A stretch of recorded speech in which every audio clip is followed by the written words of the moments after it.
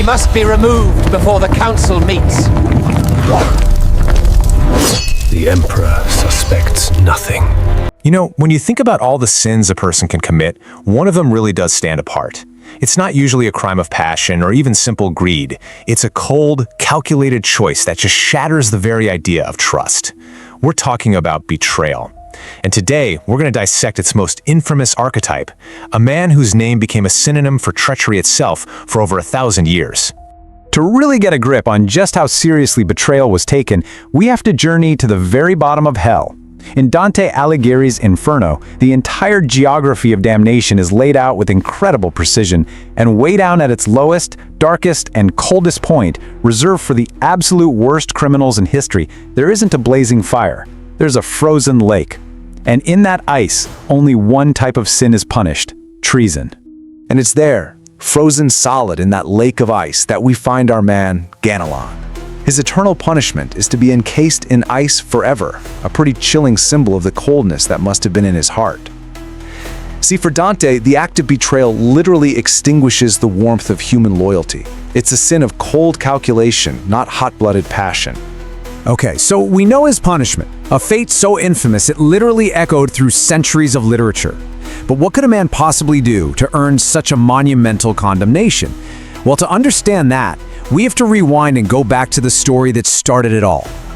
So, where does this story even come from? It all starts with one of the oldest and most epic poems in French literature, the 11th century masterpiece, the Song of Roland. On the surface, it's a grand tale of heroism, chivalry, and holy war during Emperor Charlemagne's campaigns in Spain. But just beneath all that honor, a really dark current of envy is about to explode.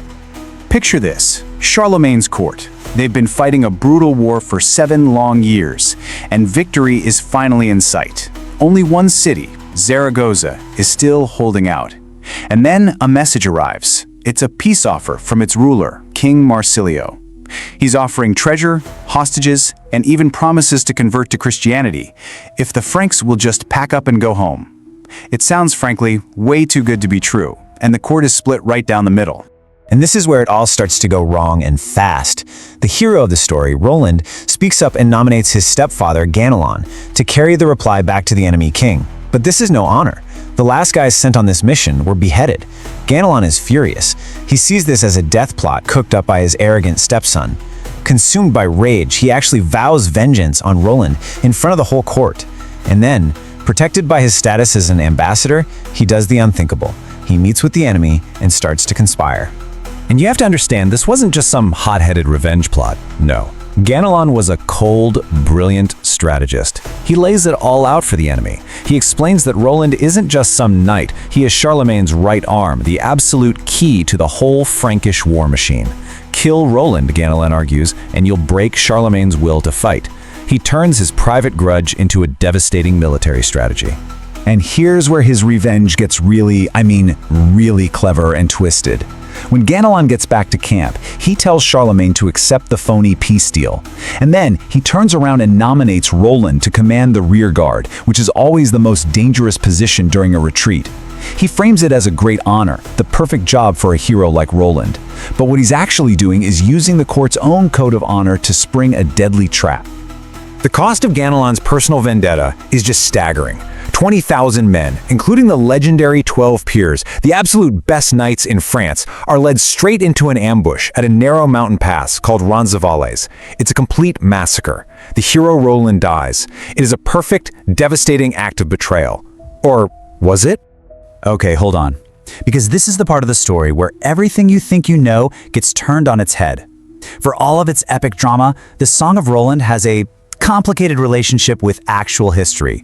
What if I told you that the entire foundation of the story, the Holy War, the massive Saracen army, and Ganelon's betrayal, was all made up? Let's just break it down. Legend versus actual history. The real Battle of Roncesvalles Pass happened in 778 AD, but Charlemagne's enemy wasn't some huge Saracen army. It was local Christian Basque tribes, and they weren't fighting a holy war. They were getting revenge because Charlemagne's army had just sacked their capital city, Pamplona. It wasn't an epic last stand. It was a tactical defeat in a border skirmish. And here's the biggest twist of all. The historical records mention no traitor. Ganelon never existed. So how does this happen? How do you get from a minor border conflict to a legendary epic? Well, this timeline lays it all out for us. You have the real battle in 778. Then, decades later, a real archbishop named Winilo actually does betray a French king. Over the next 300 years, these two separate stories start to merge in people's minds. By the time the Song of Roland gets written down around 1090, the skirmish with the Basques has morphed into a holy war, and the memory of that real-life traitor has been grafted onto it, creating the character of Ganelon. Which brings us to the real heart of the mystery, doesn't it? If the betrayal never actually happened, why invent it? Why did this legendary story need a villain like Ganelon so badly? See, the answer isn't about what happened in the 8th century. It's all about what was going on in the 11th century, when this poem was actually being written down and popularized. The world had changed dramatically, when the story of Roncesvalles had to change right along with it. Think about it. By the 11th century, Europe is in the middle of the Crusades. A story about Charlemagne's army getting beaten by fellow Christians? That's not a very inspiring tale. But a story about a heroic last stand against a massive Saracen army? Now that is powerful propaganda. Creating Ganelon also solves a huge narrative problem. How does an invincible hero like Roland lose? Well, he can't be beaten in a fair fight. It has to be treachery. Betrayal turns a humiliating defeat into a noble martyrdom, and transforms a messy border dispute into a foundational national epic for France. And what's really interesting is that even inside the epic itself, the story goes to great lengths to define Ganelon's crime. At his trial, he never denies that he plotted against Roland. His whole defense is that it was a personal vendetta, which he had declared publicly, so it was, quote, legitimate under feudal law. But the court rejects that argument. His private feud put the entire army, and by extension the king, in danger. Therefore, it was treason, and his guilt is sealed by a trial by combat, which was seen as the judgment of God, and he loses.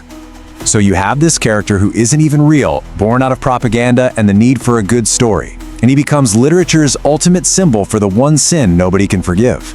How does that happen? Why has this idea had such incredible, enduring power? It's because Ganelon taps into this deep, universal fear we all have. He is the threat from within. His story is a timeless warning that the most devastating damage often doesn't come from the enemy you can see, but from the corrosion of loyalty, from the envy and resentment that can fester right in the heart of your most trusted allies. And that brings us right back where we started, to Dante's Frozen Lake. It's here that Dante creates this incredibly sophisticated map of betrayal, breaking it down into 4 distinct zones. Ganelon is placed in Antenora, the section for those who betrayed their country. He's stuck there for eternity alongside the most infamous traitors of history and myth, his name locked with theirs in the absolute coldest circle of hell. And you know, the poem itself delivers the final brutal verdict. After Ganelon is found guilty, he is literally torn to pieces by 4 war horses. The story's moral is absolute and crystal clear. Betrayal is a crime so vile that it must be totally annihilated. The person who does it must be erased from the human community. There's no room for justification, no bragging rights, just oblivion. So we go from a historical footnote to a timeless archetype of pure evil. The story of Ganelon, real or not, forces us to confront a really difficult question. Betrayal is an act that poisons memory. It shatters sacred bonds, and it undermines the very idea that we can trust each other. Which really leaves us wondering, what is it about this one sin that makes it feel so uniquely unforgivable?